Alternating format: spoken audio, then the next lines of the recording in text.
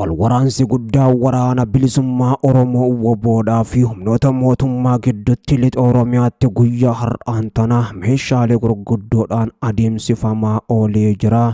Lixa Wallaggaa aanaa Qondaalaatti humnoonni mootummaa fi waraana bilisummaa Oromoo WBO meeshaalee gurguddoo fayyadamuudhaan fuulaa fi fuulatti lola guyyaa har'aan tana gaggeessaa ooluun isaanii kan barame. WBOn gama isaatiin ammoo tarkaanfii fudhate kanaan aanaa Qondaalaa keessatti humnoota raayyaa ittisa biyyattii dhibbootaan lakkaa'aman barbadeessuus beeksisee jira. Humnoota guyyaa har'aan tana barbadeesse kana keessattis WBOn zoonii lixaa kun ammoo koloneelli tokko akka argamus beeksisee jira. Walwaraansi WBO fi mootummaadhaa ammoo kan durii caalaa jabaachuudhaan guutuu naannoo Oromiyaa keessatti hammaachuun kan itti fufe ammoo irree fi gaachanni uummata Oromoo WBOn gama isaatiin tarkaanfii bobbaa irbuu shinnigaa fudhatu itti fufuudhaan zoonii lixaa aanaa Qondaalaa keessatti lola guddaa guyyaa har'aan tanaa guutuudhaaf gaggeessaa ooleen humna diinaa kan jedhu raayyaa ittisa biyyattiidha. Du'aa fi madoon adabuudhaan hedduu isaanii baqachiisee jiraachuus beeksisee jira. Lolli kun guyyaa kaleessaatis ammoo gaggeeffamaa ooluun kan himame. Guyyaa har'aan tana meeshaalee gurguddoo akka mortoraa, marfii dabalatii ammoo Sodidamii fi kanneen birootiin fuulaa fi fuulatti waraana bilisummaa Oromoo WBO waliin humni mootummaa gaggeessaa ooluunis himamee jira.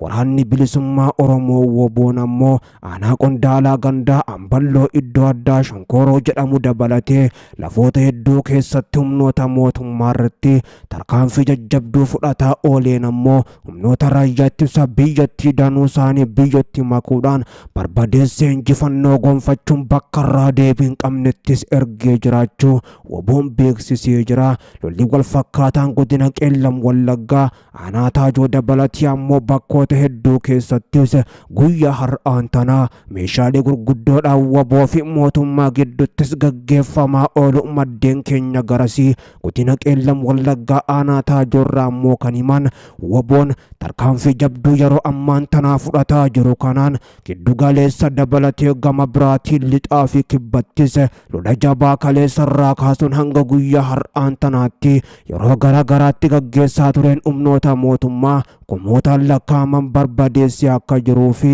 hedduu isaanii ammoo boojuudhaan hedduus madeessee hidhannoowwan gurguddoos irraa gonfataa jiraachuu beeksisee jira. WBOn ammoo yoo kana jedhu mootummaanis giddu galeessa dabalatee gama biraatiin lixa Oromiyaa lafa hedduutti humnoota ABO shaneedha humni raayyaa ittisa biyyattii lolaa jira jechuudhaan gama fuula feesbuukii isaa miidiyaa hawaasummaa qabu kanaanis himaa jira. WBOn ammoo duula irbuu shinnigaa kana erga labsee injifannoo gonfachuudhaan durattis adeemaa jira. Waraanni raayyaa ittisa biyyattiidha duula WBOn gaggeessaa jiru kana dura dhaabbachuus ammoo kan dadhabe mootummatti maaltu gufuu akkati ammoo qaamni qoratus muummee Abiyyi Ahmadiin hundeeffame. Ajajoonni waraanaa danuu ta'anis waraana bilisummaa Oromoo WBOdhaan akkamitti madaan hedduun ammoo akkamitti ajjeefaman kan jedhu qorannoon taasifamaa jiraachuunis dhagahamee jira. Koreewwan kana qoratu ammoo kan hundeeffame torbee darbee akka ture ammoo kan himame.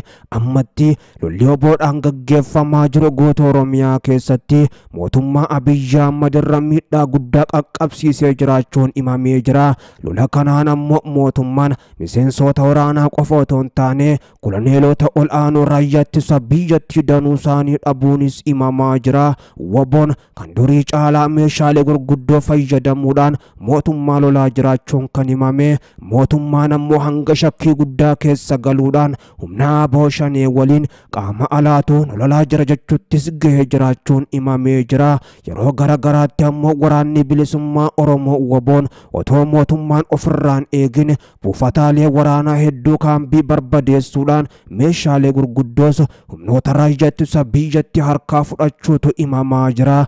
WBOn tarkaanfii jabduu yeroo ammaan tanaa lixa Oromiyaatti ammoo fudhateen aanaa Qondaalaa dabalatee akkasumatti godina Qeellam Wallaggaa keessattis lafoota hedduutti humna raayyaa ittisa biyyattii barbadeessuudhaan meeshaalee gurguddoos dhuunfatee Oromiyaa lafa awwaalcha diinaa godheen jira jechuudhaanis injifannoo guddoo gonfachuusaa WBOn zoonii lixaa Jalmarroo Dirribaa waliin tarkaanfii jabduu fudhachaa jiraachuus beeksiseera.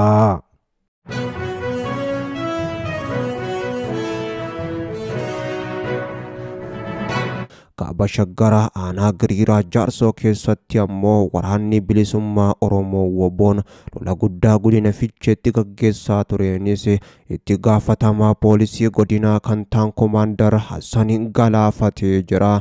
Wal waraansi WBO fi mootummaa jabaachuudhaan erga mariin marsaa lammaffaa fashalaa'ee as ammoo hammaatee itti fufee jira. Lafoo fi qilleensarraanis WBOn duula erboo shinni gaalabseen ammoo injifannoo gurguddoo gonfachaa jiraachuu kan beeksisee tarkaanfii yeroo ammaan tanaa fudhataa jiru kunis mootummaa raafama hamaa keessas galchee jira.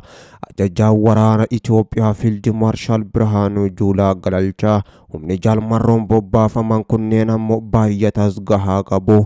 Giddu galeessa keessaa meeshaalee gurguddoon humna keenya duras dhaabbachaa jiru. Akkasuma kaaba Oromiyaa Walloo keessattis lola jalqabanii jiru. Humni isaanii haaraan jechuudhaan ammoo Fiild Maarshaal Birhaanuu Juulaa kan dubbatan oggaa ta'u lola guddaa giddu galeessa keessatti gaggeeffamaa jiru WBOn humnoota mootummaa akka baala mukaatti harcaasaa jira. Kuni ammoo mootummaadhaafis gaaffii jabduu akkuma ta'etti jira. Haa ta'u malee Fiild Maarshaal Birhaanuu Juulaa humni waraana bilisummaa Oromoo WBO duuba jiru jiras kan jedhan ammoo humna sammaqaa dhahuu baatanillee hanga TPLF erga waliigaltee Pretoria mallatteessee asillee ammoo waliigaltee kanaan dura gaafa waraana kaabaa gaggeeffamaa ture TPLF WBO waliin qabu hin diigne jechuudhaan kaasanittis Fiild Maarshaalichi aaranii dubbachuunis dhagahamee jira. Waliigaltee kanaan dura TPLF fi WBO gidduu tureetu jira.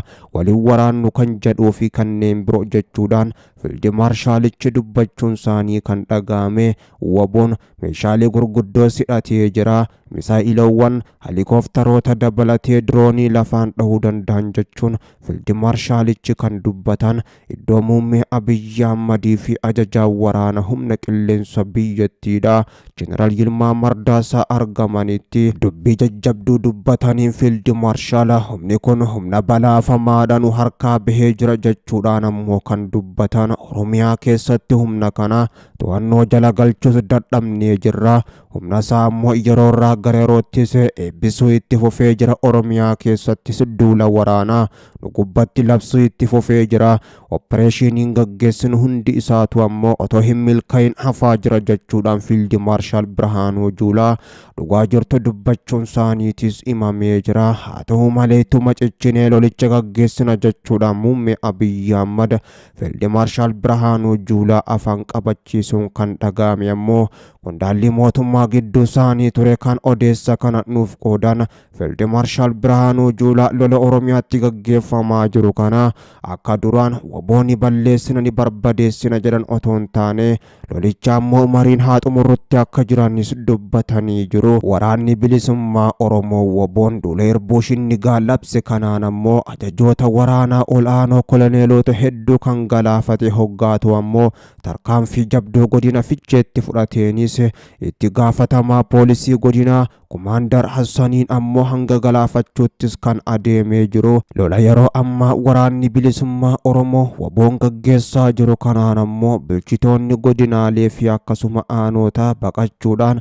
gara magaalaa Finfinneetti kan dheessan hoggaatu ammoo akka sababbiittis dhiyeessaa kan jiran humni ABO shaneedha. Akkuma humni fannoodhaa ammoo qondaaltota mootummaa naannoo Amaaraa keessatti fixuuf deema jechuudhaan Shimallis Abdiisaa fuuldura dhaabbatanii dubbachuunis dhagahamee jira. Shimallis ammoo humna addaa Oromiyaatii fi akkasuma humna sirna gaachanaa jedhamu akkasumatti illee dhiitee kufaa Oromiyaa bobbaasanii raayyaa ittisa biyyattii deeggarra jechuudhaan lolicha dura akka dhaabbatan ammoo dubbatanis yeroo ammaatti qondaaltonni mootummaa ol aanoo kan godinaalee fi aanota hedduun isaanii baqachuun magaalaa Finfinneettis galanii jiraachuun saaxilamee jira.